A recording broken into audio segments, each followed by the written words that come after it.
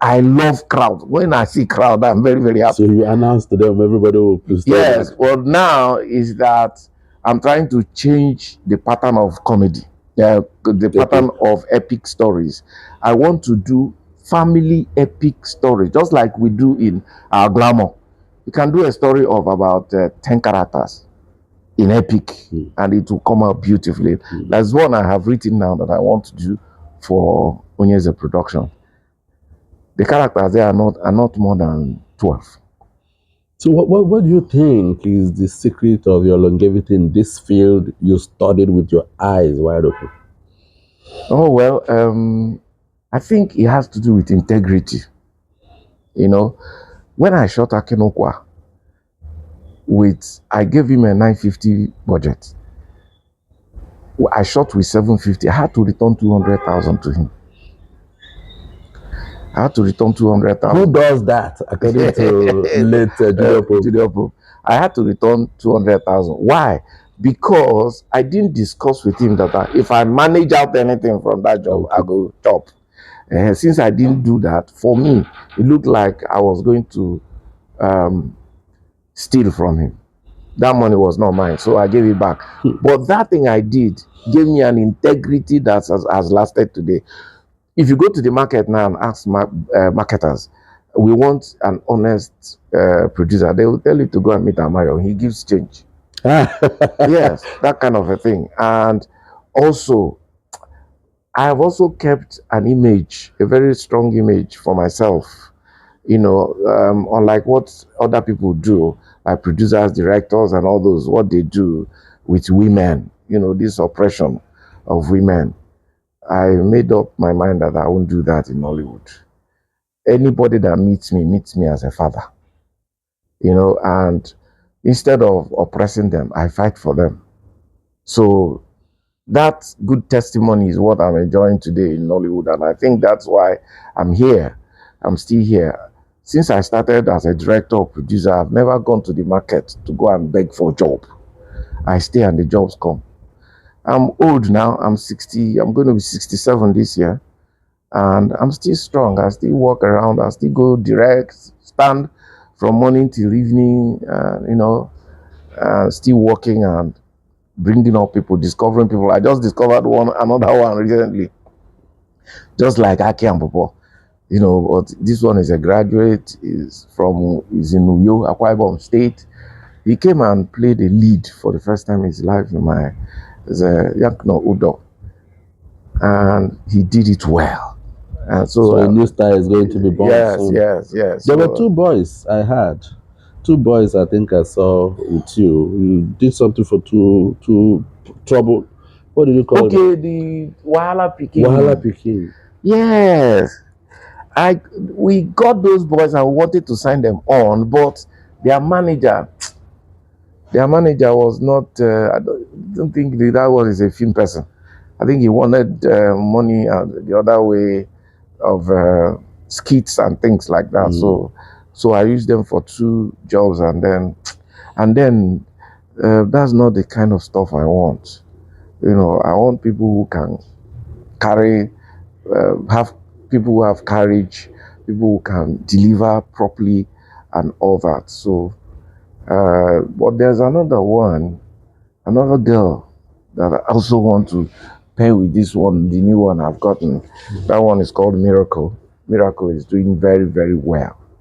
Miracle is doing very, very well. So I've used her with Oluebube Obio. I've used 2 of them together and they bonded well and all that. So, you know, when I see all these midgets, I see all these small ones, my heart says to me, you are the one that started it. So you have to continue. Yes. Make them style. In fact, anywhere I see them, I get attracted to them. You want to watch and see what they can do. Yes, there's one they call Miss Koi Koi now. Miss Koi Koi is also my friend type. I went to Aba for a film festival and I saw her there. I got attracted to her. I drew her. When I pulled her to me, she stopped, looked at me, and she hissed and left. So somebody ran to her and said, do you know that guy? That's the man that discovered Aki Pawpaw. She ran back. To come and say sorry. And that was how she became my friend. I brought her to Enugu and started her career. You know. So this is... So how do you feel? Okay, you told me you cried when you realized that it's because of you that Yes. people are gathered around Aki Pawpaw. Yes. Let's ask wholesomely now, in summary, how do you feel in all of this? I Making feel fulfilled. I feel fulfilled. And see, I've not only made actors as stars, I've also made crew members as stars. There are people who really started their careers by what I told them. Somebody like Obi Kechere, the lady that acted Miss Koi Koi in Akinukwa, I taught her directing. And she became a director with DGN, Directors Guild of Nigeria. I've trained a lot of people, you know, by the way I interact with them, by the counsel I give to them and all that. So I have a lot of people who line around me and they respect me and they say, "Yeah, this guy is affected man." There are some people who come and talk about how they met me and what I did to them and what I said to them that kept them going, and I don't remember. I don't even remember those things. So I feel very, very fulfilled. I'm still discovering people. I'm still giving people opportunity. I tell them, I say, every role you get from me, you get it by merit. You don't have to give me a gift to get a role. You don't have to come and sleep with me to get a role. No. I'll give you an opportunity to play. And if you play, because I know there are people who are in this industry, especially women, they have tried maybe they are graduates. They have finished schooling. They can't start a business.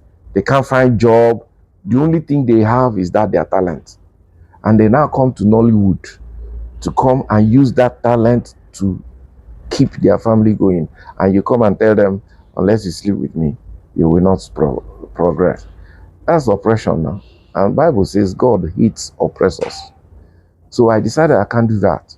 I'll give you jobs by merit. You will get it by merit.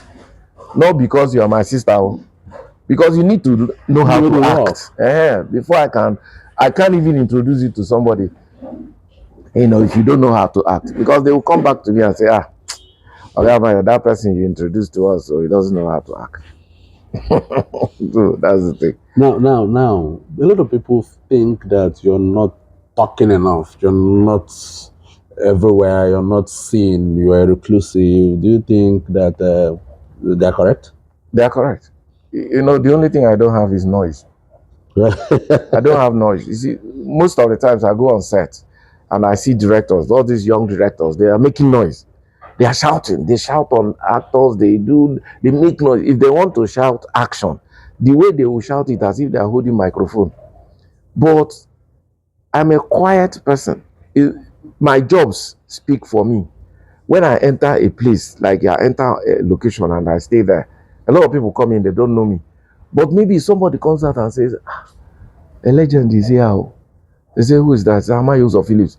They will now say, where is he? Where is he? Everybody will start coming. You know, that's what I enjoy. That kind of a thing. I don't like to make noise. I've made more than 500 movies in this industry. And I wrote almost all of them. That is one of the gifts that you have that a lot of people don't have. Yes. Writing the scripts, producing it, and directing it, yes. So, and most of the times when you send a script that's not written by me, I have to redo that script. I have to review it to suit what I want. And most of the times when I write my scripts and they hand it to somebody to direct, they find it difficult to direct my stories because most of the ingredients I add to my scripts are done on location. When you're shooting, I'll stop you and say, add this and all that. That's what I do. So when you give my script to people, it will come out as straight as the directors themselves. So I think that's what made me that most of the times I do my own stories. And you know. Now Nollywood has changed. The way it started before the 98 or earlier when you did Jaja of Opobo till the heat of it, the 2000s. Before then, I've done Sons and Daughters in Lagos. I did Sons and Daughters in Lagos before I came to do Jaja of Opobo. Okay. Now things have happened that this time it's no longer the way. Only few people like you are still around. They call you legend. So what do you think has happened? What changes have you seen? You see, as people are growing, they are getting old, they are getting out of shape and all that. So a lot of people who came, like people who came with me, some of them decided to go out to go and look for alternative jobs. Some became lecturers, and others have been affected by old age and Health, ill health sometimes. e-health and all that. And again, I found out that our people live recklessly. Hmm. They live reckless lifestyles, like the things we eat, the way we overeat, we over indulge ourselves in certain things like wine, alcohol, women, and all those things. There are some directors, they cannot direct without drinking alcohol. And health wise, alcohol is not good for our health, especially when you're growing old like that. You don't have to overdo things, but in this industry, we overdo it. Everything we want to do, we overdo. We want to drink alcohol. There's one they call Miska. They will put beer, put spirit, mix all of them together, and they are taking it from there. And They're tomorrow happy. you hear that somebody's kidney has failed, and then they will begin to call Nollywood people, Nollywood people. You don't help people. They forget that everybody in Nollywood has come as an individual to do business. So when you are here, you're running on your own. If you die, You're your own. it's your family's business. It's not about Nollywood people. We didn't come here to come and take care of people. We do take care, but then it is everybody on his own, because you go look for a job by yourself, you do that job, execute it by yourself, and then you get what is there, you use it to go and help your family and all that. So if anything happens to you, it's the responsibility of your You, family people. to take care of you. If there is anything Nollywood will do, like your association, they will add to it. But when people come out, they say, Nollywood, You're they're not not doing helping something people, from. they're not helping people. As if we gather people come. So a lot of things have really changed. Technology also. You have to be upgrading yourself. Yeah. If you don't upgrade yourself, you will peter out. You will peter out. You understand? You will peter out. So that's kind of a thing. So if you don't upgrade, a lot of people don't upgrade. A lot of people should also go to school, whether it is on the internet or you must go to school. You must continue to Upgrade yourself. upgrade yourself and all that. But then me, I do it quietly. I'm even thinking of, I don't know when I'm going to retire. Yeah. But most of the times, maybe it's age that's going to retire me. If I can't sit down to direct, then I have to But go. generally, too, I don't know whether actors retire or directors do not retire until they're weak because they can sit down. I remember Stanley Kubrick, he was sitting on a chair as an old man and telling you to What to do, get yes. it done. Yes. Yeah. Yes. Now, let us say, I want to know how your fame got to Cameroon. Oh, that's a good story. I must always give the credit to Mama G, Patience Ozokwo. Patience Ozokwo, when I came to Enugu, she was selling some things to us. She would do all these confectionaries and bring to Presidential Hotel then. And then until she got the opportunity to act one movie like that, and she did it well, and people started recommending her, and she started climbing. So in 2004, she called me and said, Amayo, I have an invitation to come to Cameroon to shoot a movie. In fact, it's Southern Cameroon, the Anglo English speaking Cameroon. And there was a group there called Splash Network that invited her. She said, Amayo, you're going with me. So I said, okay. We went to the place, surveyed the place. I went and I started talking to sponsors. In Cameroon? Yes, they introduced me to these guys in Cameroon. They are very, very wealthy people. You see an individual who is almost wealthier than a state. So they started introducing me to those people, and I started talking to them. There's one that has a shipping company, Faco Ship. Pamioli. I spoke with him. He said he cannot put his money because of Cameroonians. I said, okay. I now went because I landed in Boya. That was where I started. I went with a night bus from Boya to Bamenda. And then I met a man there called Frances Che.